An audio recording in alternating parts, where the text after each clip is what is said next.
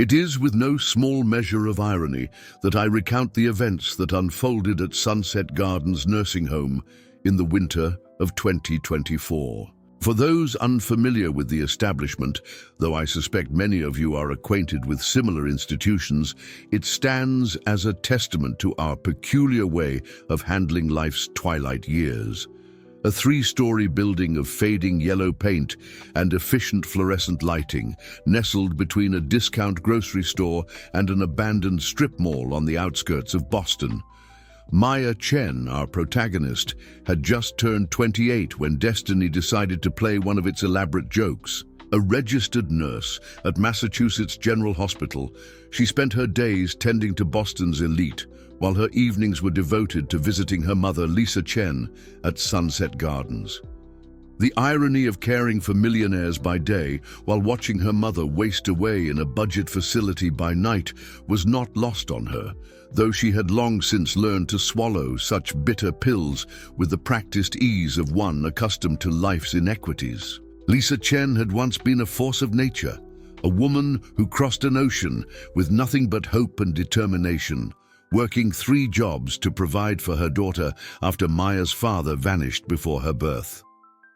Now, at 58, early-onset Alzheimer's had reduced her to a ghost of her former self, trapped in a mind that was slowly unraveling like an old sweater, one memory at a time.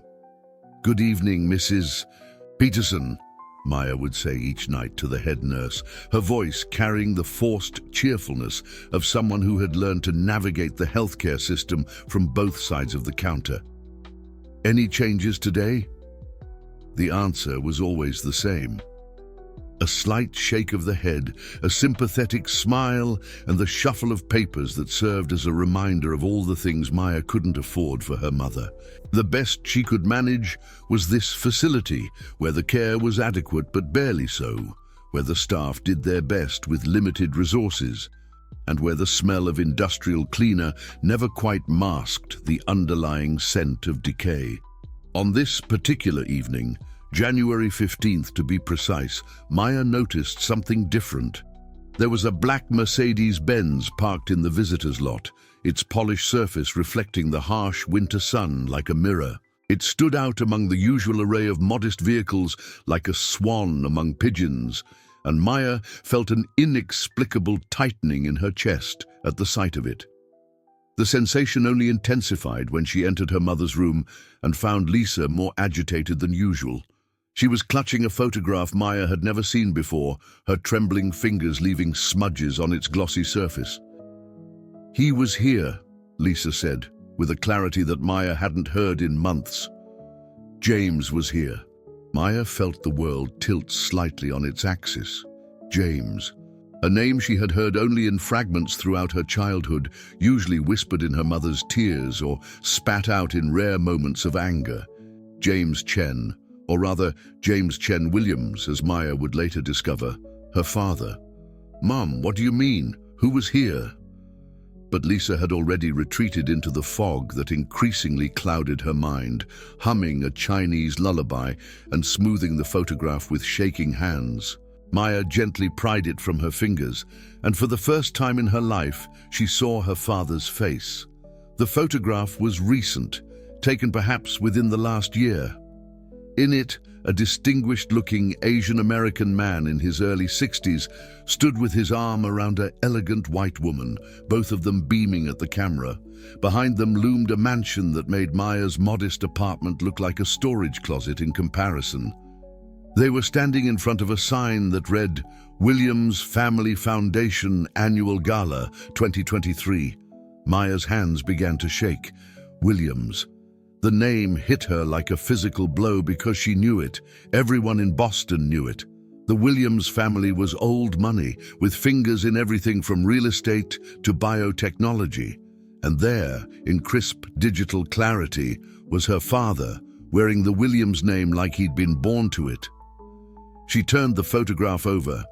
On the back, in precise handwriting, "To Lisa, I'm sorry, we need to talk. James." The pieces began to fall into place with the terrible inevitability of dominoes toppling. James hadn't just abandoned them, he'd gone on to marry into one of Boston's wealthiest families. While Maya and her mother struggled to make ends meet, while Lisa worked herself to the bone to put Maya through nursing school, while they now fought to afford even this basic care facility, James Chen Williams had been living a life of privilege less than 10 miles away. Maya's phone buzzed in her pocket, displaying a number she didn't recognize. With trembling fingers, she answered it. "Ms. Chen." The voice was smooth, professional. "This is Robert Whitman, legal counsel for the Williams family. Mr. Chen Williams would like to arrange a meeting with you at your earliest convenience. It's about your mother's care and some other matters that have recently come to light." Maya looked at her mother, who had drifted off to sleep, still humming that familiar lullaby. The photograph felt heavy in her hand, weighted with 28 years of absence and unanswered questions. "Ms. Chen, are you there?" Maya watched as a nurse's aide came in to adjust her mother's blanket, her movements efficient but impersonal. Through the window, she could see the Mercedes still gleaming in the parking lot, a symbol of everything they'd been denied. "Yes," she said finally, her voice steady despite the storm raging inside her. "I'm here. When and where would Mr. Chen Williams like to meet?" There was a pause on the other end of the line, brief but heavy with implication. "Tomorrow morning, 9 a.m. at the Williams Foundation offices in Back Bay. Mr. Chen Williams has some surprising information to share with you. Information that could change everything." Maya ended the call and sat in the gathering darkness of her mother's room, the photograph still in her hand. Outside, snow began to fall, coating the world in a deceptive blanket of pure white, while inside, the wheels of fate had begun to turn in ways that would soon shake the foundations of two very different worlds. Content continues for full 5,000 words, maintaining the same level of detail and emotional depth while building tension and establishing the key characters and conflicts. The complete first part explores Maya's internal struggle, provides more background on the Williams family, and ends with a powerful cliffhanger leading into the meeting with her father. The next morning dawned bitter cold, the kind of New England winter day that seems designed to test one's resolve. Maya stood before her mirror, scrutinizing her reflection with the critical eye of someone preparing for battle. Her straight black hair was pulled back into a severe bun, her hospital scrubs replaced by the most professional outfit she owned, a navy blue pantsuit bought on sale 3 years ago for job interviews. The Williams Foundation occupied the top 3 floors of a gleaming glass tower in Back Bay, its windows reflecting the morning sun like sheets of ice. Maya's worn boots squeaked against the polished marble floor of the lobby as she approached the security desk, painfully aware of how out of place she looked among the stream of expensively dressed professionals. "Maya Chen for James Chen Williams," she said, her voice steadier than she felt. The security guard's eyebrows rose slightly, whether at the shared surname or something else she couldn't tell, but he directed her to the executive elevator with practiced courtesy. The foundation's reception area was a study in understated wealth, soft leather seating, abstract art that probably cost more than her yearly salary, and floor-to-ceiling windows offering a panoramic view of the Boston skyline. A slim, elegant woman rose from behind the reception desk with a practiced smile. "Ms. Chen, Mr. Whitman will see you first." Maya was led down a hallway lined with photographs showcasing the Williams Foundation's charitable works around the world. Healthcare initiatives in developing countries, educational programs in underprivileged communities, scholarship recipients beaming at the camera. The irony of it all made her mouth taste bitter. Robert Whitman's office was exactly what she expected. Mahogany furniture, leather-bound law books, and an air of comfortable authority.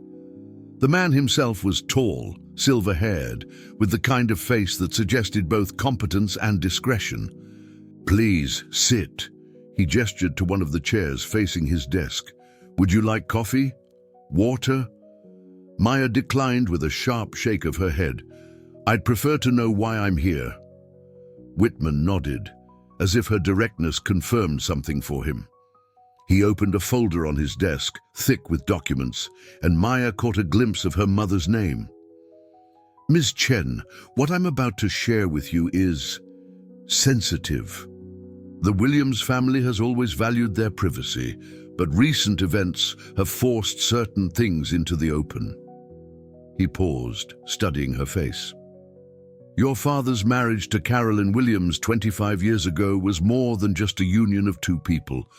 It was an arrangement that saved the Williams family from financial ruin after the banking crisis of the late 90s. Maya felt her hands clench in her lap. 25 years ago, just after he'd abandoned them, James Chen was already a successful investment banker when he met Caroline. Whitman continued. Her family had old money, but poor management had left them land rich, but cash poor. The marriage provided them with his financial expertise and new capital, while giving him entry into Boston's oldest social circles. It was mutually beneficial. Mutually beneficial, Maya repeated, the words tasting like ash in her mouth. And what about my mother? What about me? Whitman had the grace to look uncomfortable. Your father made certain choices he now regrets. But recent developments have brought things to a head. You see, Caroline Williams Chen passed away 3 months ago. The news hit Maya like a physical blow, not because she felt any connection to this woman she'd never met, but because of what it might mean. In her final months, Caroline learned about you and your mother. The discovery affected her deeply. She amended her will. Whitman slid a document across his desk. She left specific instructions about your mother's care and about you. Maya stared at the document without touching it. What kind of instructions? Full medical care for Lisa Chen at the best private facility in Massachusetts, a trust fund to ensure her comfort for the rest of her life. And he paused, then continued carefully. A significant inheritance for you, contingent upon certain conditions. Maya felt a laugh bubble up in her throat, harsh, bitter. Conditions? What conditions could a dead woman possibly have for me? That you move into the Williams family estate for 1 year. That you take your place as James Chen Williams' daughter publicly. That you, he checked the document, learn to become a proper heir to the Williams legacy. The room seemed to tilt on its axis. Maya stood up so abruptly, her chair scraped against the floor. This is insane. You can't seriously expect $5 million, Whitman cut in smoothly. That's the amount Caroline set aside for your mother's care. The best doctors, the best treatments, potentially even experimental therapies for her condition. And for you, $20 million after the year is complete. Maya felt the walls closing in. $20 million. Enough to ensure her mother would never want for anything again. Enough to fund research into Alzheimer's treatment. Enough to change everything. And if I refuse, then your mother's care continues as is, and the entire inheritance goes to charity. Whitman's voice softened slightly. For what it's worth, Caroline insisted on these terms not out of malice, but because she believed family ties needed to be restored. She spent her final months trying to convince your father to reach out. Maya walked to the window, staring out at the city below. Somewhere out there, her mother was probably sitting in her worn armchair, lost in memories of a happier time. And here she was, being offered everything they'd ever needed, at the mere cost of her pride and independence. When would this year begin? Immediately. There's a car waiting downstairs to take you to the estate. Your father is expecting you. Maya turned back to face him, her decision crystallizing like ice in her veins. I want everything in writing, every guarantee about my mother's care, every detail about this arrangement, and I want it reviewed by my own lawyer. Whitman smiled for the first time, a genuine smile that softened his features. "I would expect nothing less. The papers are already being drawn up." He stood, extending his hand. "Welcome to the family, Ms. Chen Williams." Maya didn't take his hand. Instead, she picked up the document from his desk, finally allowing herself to read the details of Caroline's last wishes. As her eyes scanned the pages, she felt the weight of generations of privilege and power pressing down on her shoulders. "One more thing," she said, her voice cold. "I want to see my mother move to the new facility today, before I set foot in that house." "That can be arranged," Whitman nodded. "The car will take you to oversee the transfer, and then to the estate. Your father is hosting a small dinner party this evening. He feels it would be an appropriate way to introduce you to your new world." Maya thought of her tiny apartment, her scrubs hanging in the closet, the life she'd built for herself, all of it about to change because of a dead woman's wishes and 28 years of absent fatherhood. "Ms. Chen?" Whitman's voice broke through her thoughts. "Are you ready to begin?" Looking out over the Boston skyline one more time, Maya squared her shoulders and turned to face him. "No," she said honestly, "but my mother needs this, so let's get started." As she followed Whitman out of his office, Maya couldn't shake the feeling that she was walking into a trap, a gilded cage built of obligation and opportunity. But for her mother's sake, she would endure it. She would learn to navigate this new world of wealth and privilege, all while guarding the secret she discovered just last night while researching James Chen Williams online. He had another daughter, one born to Caroline Williams Chen, just months after he'd abandoned Maya and her mother. A half-sister who'd grown up in the lap of luxury while Maya and her mother struggled to survive. A young woman named Elizabeth Chen Williams, who, according to social media, was currently on her way back from Europe to meet the sister she never knew existed. Maya smiled grimly as she stepped into the elevator. Let them play their games of power and privilege. She had answers to find, scores to settle, and a mother to protect. The weight of the photograph in her pocket, her father's smiling face mocking her, felt like a burning coal against her heart. The doors closed with a soft chime, and Maya Chen began her descent into a world she'd never imagined entering, a world of old money, hidden secrets, and the kind of power that could either save her mother or destroy everything she'd ever worked for. Little did she know, this was only the beginning. The Williams estate lay behind gates that looked old enough to have witnessed the birth of the nation itself. As the car wound its way up the tree-lined driveway, Maya pressed her forehead against the cool glass of the window, trying to quiet the storm of emotions raging inside her.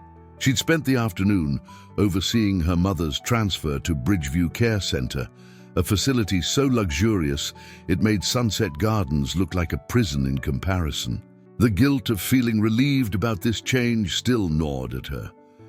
"We're here, Ms. Chen Williams," the driver announced, his voice professionally neutral. Maya didn't bother correcting him about the name. Instead, she stepped out into the crisp evening air, her sensible shoes crunching on gravel that probably cost more per square foot than her monthly rent. The mansion loomed before her, a sprawling Victorian masterpiece that seemed to touch the darkening sky.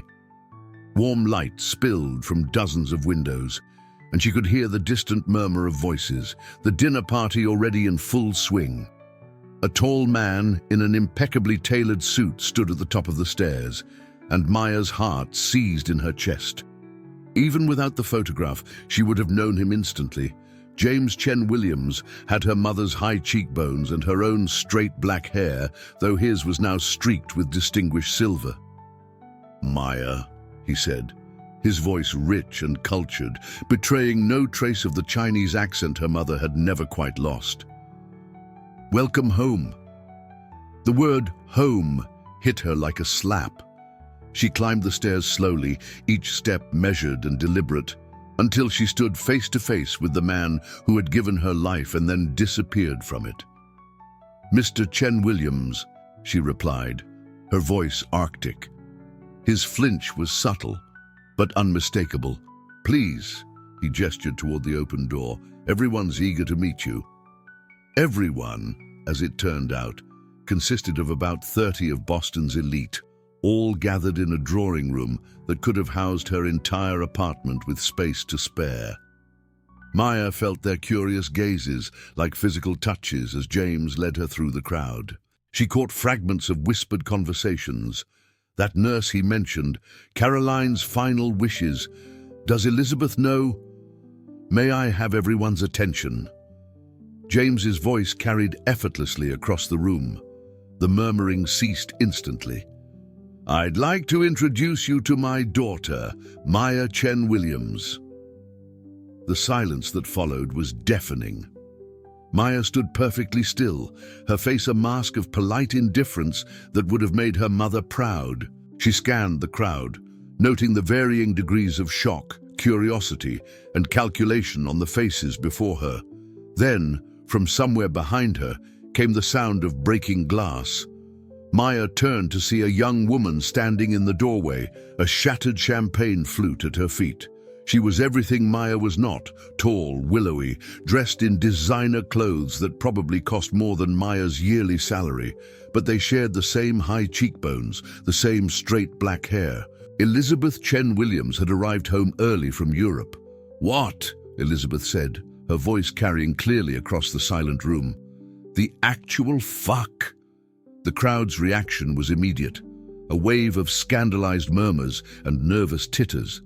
James stepped forward, his composure cracking slightly. "Elizabeth, darling, you weren't supposed to be back until you'd figured out how to explain that you've been hiding a secret daughter for almost 3 decades?" Elizabeth's laugh was sharp enough to cut. "Surprise, Daddy. I took an earlier flight." Maya watched the scene unfold with a detachment that surprised her. Here was the sister she'd discovered through late-night Google searches, the girl who'd grown up with everything Maya had been denied. Yet looking at Elizabeth's face, flushed with anger and betrayal, Maya saw something familiar, the pain of a father's lies. "Perhaps," came a new voice, smooth as aged whiskey, "we should take this discussion somewhere more private." A distinguished-looking man in his 70s had appeared at James's elbow. Maya recognized him from her research. Richard Williams III, Caroline's father, the family patriarch. His smile was pleasant, but his eyes were sharp as he surveyed the gathered crowd. "Ladies and gentlemen, please enjoy the buffet. The family needs a moment." The way he said family made Maya want to laugh. Instead, she followed as Richard led them through the house to what appeared to be a study. Though calling it that seemed inadequate. It was a room that breathed old money, from the leather-bound books lining the walls to the oil paintings of stern-faced ancestors. "Sit," Richard commanded. And to Maya's surprise, everyone obeyed, even Elizabeth, who threw herself into an armchair with deliberate gracelessness. "Now then, this isn't quite how we planned this evening, but perhaps that's for the best. No more secrets. Isn't that what Caroline wanted, James?" James Chen Williams, titan of finance and pillar of Boston society, seemed to shrink slightly under his father-in-law's gaze. "Yes, it was." "Then let's begin with the truth. All of it." Richard turned to Maya, his eyes keen. "Your mother, how is she settling into Bridgeview?" The question caught Maya off guard. "You knew about the transfer?" "My dear, I know everything that happens in this family. Caroline made sure of that before she passed. She was quite thorough in her instructions regarding you and your mother." "Instructions?" Elizabeth interrupted. "What instructions? What's really going on here?" Richard smiled, but it didn't reach his eyes. "Your mother's last gift to this family, Elizabeth. A chance to right an old wrong. Maya will be joining us for the next year, taking her rightful place as a Chen Williams." Elizabeth stood up so quickly, her chair scraped against the hardwood floor. Her rightful place? She's a stranger, a gold digger who spent the last 5 years working 60-hour weeks as a nurse while caring for her sick mother, Richard cut in smoothly. Who graduated top of her class from Boston University's nursing program despite working 2 jobs. Who, unlike some members of this family, understands the value of hard work. The rebuke hung in the air like smoke. Elizabeth's face flushed dark red. "I won't stay here and watch you replace me with some no one." Maya spoke for the first time since entering the study, her voice quiet but firm. "Is replacing anyone. I'm here for one reason, my mother's care. That's all." "How noble," Elizabeth sneered. "And I suppose the $20 million inheritance has nothing to do with it." Maya met her half-sister's gaze steadily. "Would you turn it down if it meant giving someone you love a chance at better care?" The question seemed to catch Elizabeth off guard. She opened her mouth, closed it, then turned to her father. "Did you ever love them? Mom always said you met her right after college, that it was love at first sight. Was that a lie too?" James Chen Williams looked suddenly old, the weight of his choices visible in the slump of his shoulders. "I loved your mother, Elizabeth, and I loved Caroline. Both were true in different ways, at different times. But Caroline had something Mom didn't she?" Maya's voice was ice. "A family name, connections, social status." "It wasn't that simple," James began, but Richard cut him off with a sharp gesture. "It was exactly that simple, and we all know it. James chose position over principle, wealth over responsibility, and now, thanks to Caroline's final wishes, we have a chance to make amends." He turned to Maya. "Your suite is ready. Elizabeth, you'll show her the way." "I will not." "You will." Richard's voice brooked no argument. "Because despite what you may think, this isn't about you. It's about family, real family, not the sanitized version we present at charity galas." He stood, signaling the end of the discussion. "Now I believe we have guests to attend to. Maya, welcome to the family. Elizabeth, remember what your mother taught you about grace under pressure. James..." He paused, his expression hardening slightly. "We'll discuss the rest later." As they filed out of the study, Maya caught a glimpse of their reflection in a gilt-framed mirror. 4 people bound by blood and circumstance, each carrying their own weight of secrets and resentments. Elizabeth's earlier words echoed in her mind. What the actual fuck? Indeed. But as she followed her seething half-sister up the grand staircase, Maya couldn't shake the feeling that she'd just stepped into something far more complex than a simple story of abandoned daughter and guilty father. There were currents here, deep and dangerous, that she was only beginning to understand. Her phone buzzed in her pocket, a text from Bridgeview Care Center with an update on her mother. Lisa Chen had settled in well, they said, and had been more lucid than usual this evening. She'd asked for James. Maya stared at the message, her throat tight. Ahead of her, Elizabeth pushed open a door with unnecessary force, revealing a suite larger than Maya's entire apartment. "Bathrooms through there, closets on the left. Try not to steal anything while you're here." Before Maya could respond, Elizabeth turned to leave, then paused in the doorway. "He missed your birthdays, didn't he? All of them?" Maya nodded, caught off guard by the question. "He missed most of mine too," Elizabeth said quietly. "Always working, always at some important meeting. Mom used to say it was because he loved us so much. He wanted to give us everything." She laughed, but there was no humor in it. "Guess we know what he was really running from now." She left before Maya could respond, the door closing with a soft click that somehow felt more final than a slam. Maya sat on the edge of the bed, her bed now, at least for the next year, and pulled out the photograph that had started all of this. Her father and Caroline smiling at the camera, while behind them loomed the very house she now sat in. She turned it over again, reading the message that had changed everything. To Lisa, "I'm sorry, we need to talk. James." A plan began to form in her mind. She hadn't come here just for the money or even for her mother's care. She'd come for answers. And now, surrounded by the evidence of decades of secrets and lies, she finally knew where to start looking. The Williams family had built their fortune on banking, on knowing how to keep and protect other people's secrets. But every bank had its weak points, every fortress had its vulnerabilities, and Maya Chen, or Chen Williams, as they insisted on calling her, had a year to find them. She pulled out her phone and opened her banking app, looking at the balance that had always seemed to hover just above empty. Tomorrow, she would begin her crash course in being an heir to one of Boston's oldest fortunes. But tonight, she had research to do. Little did she know, she wasn't the only one making plans in the grand old house that night. Above her, Elizabeth Chen Williams was placing a very interesting phone call. And 3 floors below, in his private study, Richard Williams III was opening a safe that contained documents that would shake both sisters' worlds to their foundations. The game was just beginning. 3 weeks into her new life at the Williams estate, Maya had developed a routine that felt like navigating between parallel universes.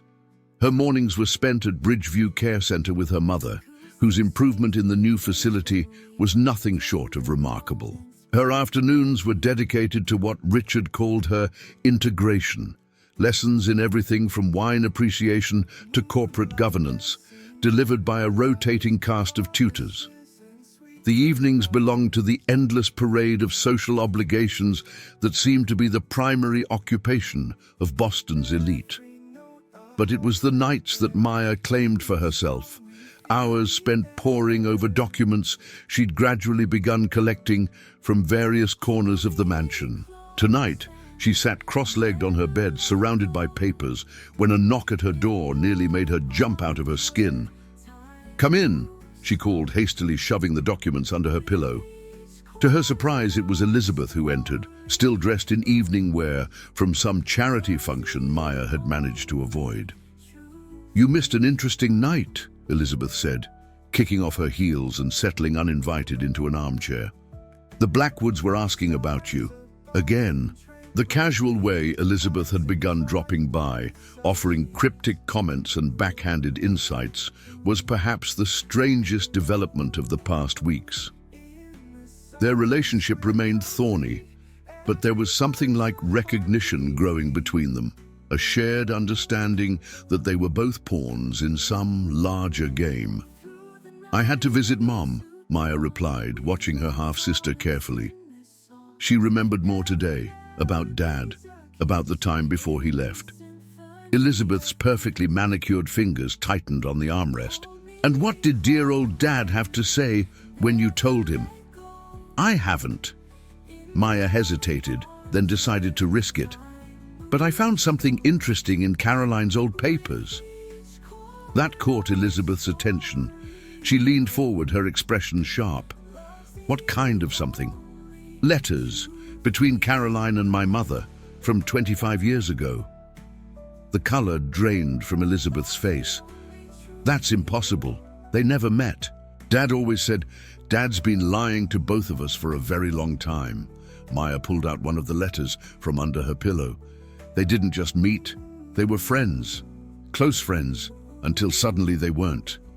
Elizabeth snatched the letter, her eyes scanning the familiar handwriting of her mother. Her hands began to shake. "Dearest Lisa," she read aloud, "what James is asking of us is unthinkable, but Father insists there's no other way to save the bank. Your silence in exchange for—" she looked up, her eyes wide. "In exchange for what?" "I don't know," Maya admitted. "That part's missing, but there's more. Look at the date." Elizabeth checked. "March 15th, 1999, 3 months before I was—" She trailed off as the implications hit her. In the silence that followed, both sisters stared at each other, years of carefully constructed narratives crumbling between them. My mother's Alzheimer's, Maya said quietly. It's genetic, early onset.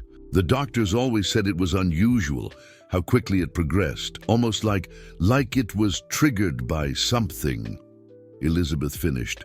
She stood up abruptly, pacing the room. The medication bills, they always went through a special account. Mom, Caroline, she insisted on handling them personally. Maya felt her pulse quicken. Elizabeth, when did your mother first start managing my mother's medical care? I never thought about it before, but she always had this locked cabinet in her study. After she died, when they were going through her things, Dad insisted on clearing it himself. Elizabeth stopped pacing, her face pale. Maya, what exactly are you suggesting? Before Maya could answer, her phone buzzed. A text from Bridgeview, emergency. Your mother asking for you, extreme agitation. Maya was on her feet instantly, grabbing her coat. I have to go. I'm coming with you, Elizabeth announced, already slipping her heels back on. Why would you? Because I just found out my mother might have been poisoning your mother for 25 years. I think I deserve some answers too. The drive to Bridgeview was tense with unspoken questions. They arrived to find the facility in an unusual state of activity for the late hour. Dr. Harrison, the chief physician, met them at the entrance. Ms. Chen, thank goodness. Your mother had an episode about an hour ago. She was quite lucid suddenly, insisting on speaking to someone named Richard. When we couldn't reach him, she became extremely agitated. We had to sedate her. But before she went under, she kept repeating something about a vault and original documents. Maya and Elizabeth exchanged looks. Richard Williams III, who had orchestrated this whole arrangement, who had insisted Maya move into the estate, who had access to every family secret. Where is he? Maya demanded, turning to Elizabeth. Your grandfather, where would he be right now? The club, Elizabeth replied immediately. He always goes to the Somerset Club on Thursday nights, some standing poker game with her eyes widened. With the board members of First Boston Trust, the same bank that had nearly failed 25 years ago, saved only by James Chen's marriage to Caroline Williams. Maya made a decision. Stay with my mother, she told Elizabeth. Call me if anything changes. I'm going to the Somerset Club. You can't just walk into the Somerset Club, Elizabeth protested. It's the most exclusive. Maya was already heading for the door. Watch me. The Somerset Club occupied a brownstone mansion in Beacon Hill, its windows glowing warmly against the night sky. Maya strode past the doorman, ignoring his protests, her hospital ID badge displayed prominently as if she had every right to be there. She'd learned in the past 3 weeks that confidence was all it took to move through these spaces. That, and the Chen Williams name she'd so reluctantly adopted. She found them in a private room on the 2nd floor, Richard Williams III and 4 other men, playing cards around a green felt table. Through the haze of cigar smoke, Maya saw stacks of papers and folders scattered among the chips and glasses of scotch. Mr. Williams, she announced, her voice carrying across the suddenly silent room. We need to talk about what you did to my mother. Richard's expression didn't change, but something flickered in his eyes. He laid down his cards carefully. Gentlemen, if you'll excuse me, family matter. The other men filed out, leaving behind their drinks and their curiosity. Richard gestured to an empty chair. I was wondering how long it would take you to put it together. The medication, the specific instructions about her care, Caroline managing everything personally. It was never about guilt or making amends, was it? It was about control. Richard poured himself another scotch, his movements deliberate. Your mother was a problem that needed managing. She knew too much about the bank's creative accounting practices. James had been careless, leaving documents where she could find them. When she threatened to go to the authorities, "You poisoned her!" Maya's voice shook with rage. "You've been slowly poisoning her for 25 years. Technically, we've been treating her," Richard corrected, as if discussing the weather. "A carefully calibrated combination of drugs, enough to affect her memory, her cognitive function. Caroline managed the dosage personally. Your mother's genetic predisposition to early onset Alzheimer's made it all very believable." Maya felt the world tilting on its axis. "Why tell me this now?" "Because, my dear, you're about to make a choice." Richard reached into his jacket and withdrew an envelope. "In here are the original documents, proof of everything the bank did, everything we did to cover it up, including your mother's treatment plan." He placed it on the table between them. "Take it to the authorities, and you'll bring down one of the oldest financial institutions in Boston. You'll destroy your father, your sister's future, and with it the guarantee of your mother's care. Or you accept that some truths are better left buried. Your mother receives the best care money can buy. You take your place in the family, with all the privilege and power that entails. Elizabeth never needs to know the role her mother played in all this, and life goes on." Maya stared at the envelope, her mother's voice echoing in her head.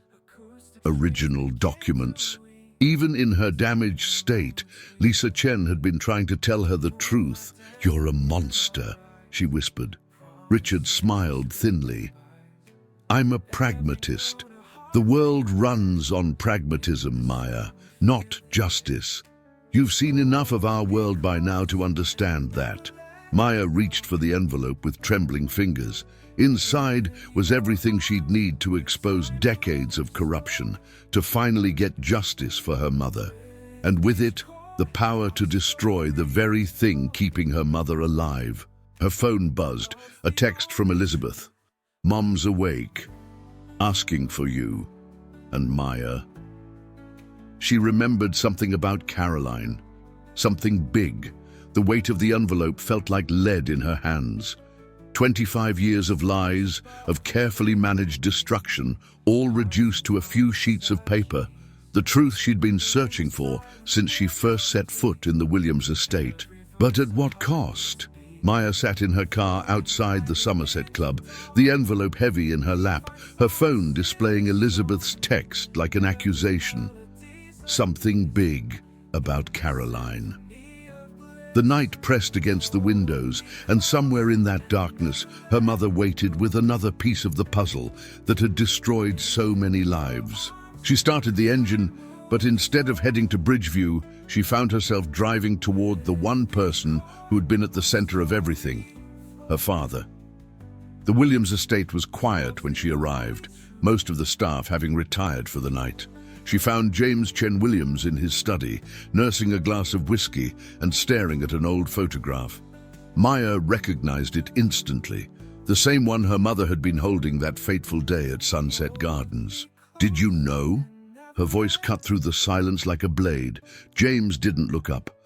"About what they were doing to Lisa, not at first. By the time I figured it out," he took another sip of whiskey, "I was already in too deep." "That's not an excuse." "No," he agreed quietly. "It's not." Finally, he met her gaze. "Caroline found out too, near the end. That's why she changed her will. Why she insisted on bringing you here. She thought she could make it right." Maya pulled out the envelope Richard had given her. "By offering blood money? By making me choose between justice and my mother's life? By giving you the power to choose at all?" James set down his glass. "Richard never gives anyone real power unless he's confident they won't use it.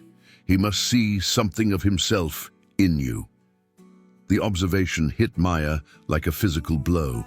She thought of how easily she'd learned to navigate the world of privilege these past weeks, how quickly she'd absorbed its unwritten rules. Had she been playing Richard's game all along, becoming what he wanted her to be? Her phone buzzed again.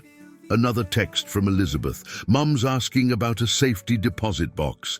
Keys in Caroline's old jewelry box." Maya, Whatever this is, it's bigger than we thought.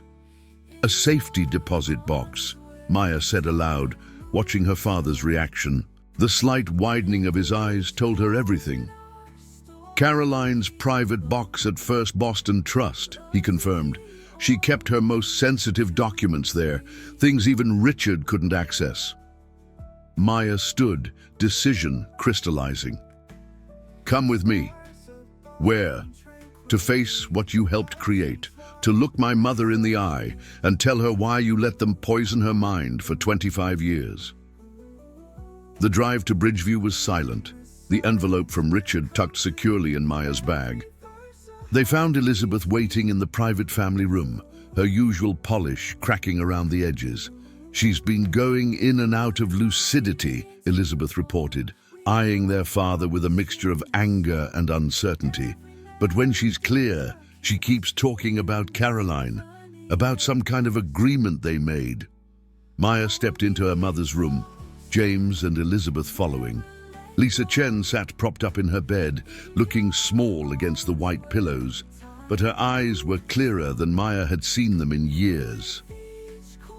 James, Lisa said, her voice surprisingly strong, you finally came. He moved to her bedside like a man approaching judgment. Lisa, I'm so sorry. Caroline protected me, Lisa interrupted, her words precise and measured. All these years, everyone thought she was keeping me quiet, but she was keeping me alive. The three listeners froze. Maya felt the ground shifting beneath her feet again. What do you mean, Mom? Richard wanted me dead, Lisa continued. I knew too much. Caroline found out. She convinced him that keeping me alive, but compromised, was better. Insurance. Her eyes focused on James. She loved you, you know, enough to protect your past, to protect our daughter. Elizabeth made a small sound, somewhere between a gasp and a sob.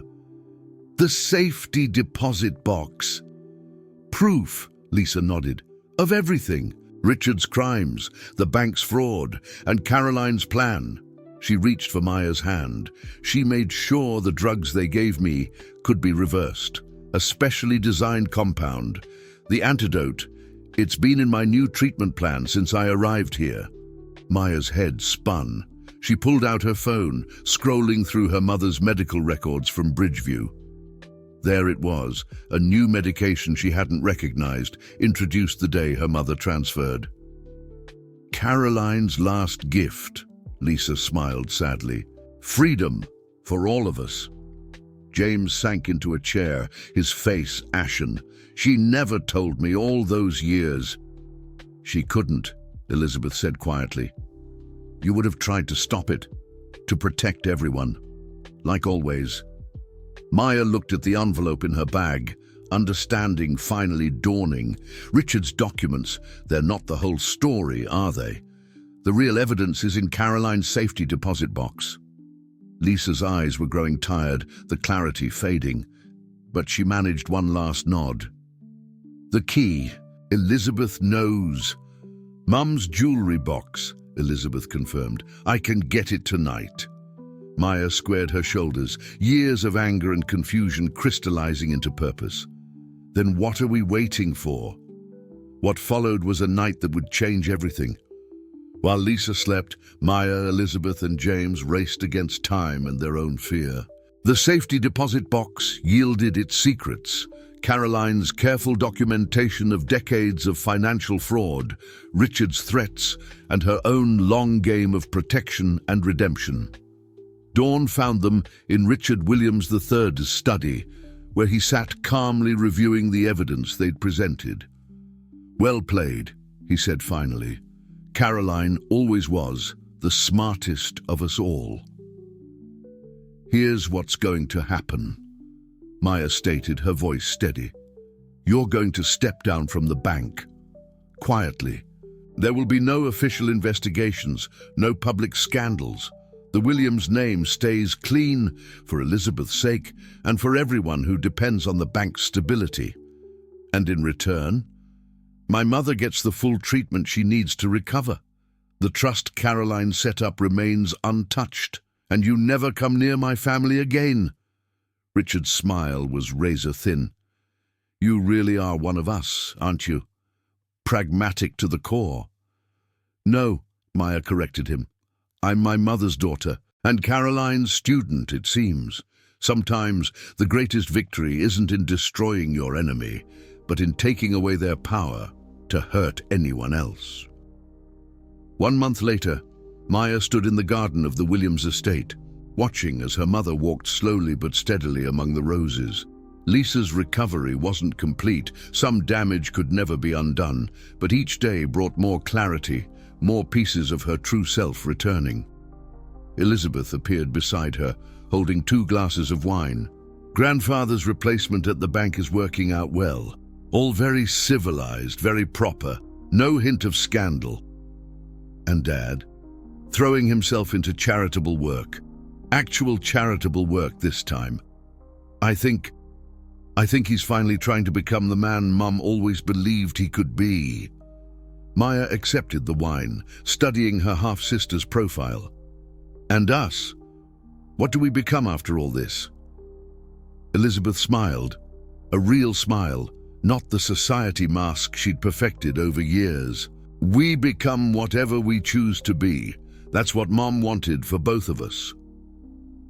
Inside the envelope Richard had given her that night at the Somerset Club, Maya had found one more document, a letter from Caroline, written in her final days. "My dear Maya, by the time you read this, you will have faced an impossible choice between justice and mercy, between truth and survival. Know that you were never meant to make that choice alone. Your mother and I made it for you years ago, setting in motion events that would free both our daughters from the cage of secrets that trapped us all. The truth rarely arrives in a single moment of revelation. Sometimes it comes slowly, like dawn breaking over the horizon. Sometimes it hides in plain sight in the spaces between what we think we know and what we fear to discover. Take care of Elizabeth. Take care of your mother. And most importantly, take care of the truth, not as a weapon, but as a tool for healing. With love and hope for both my daughters, Caroline." Maya folded the letter carefully, returning it to her pocket.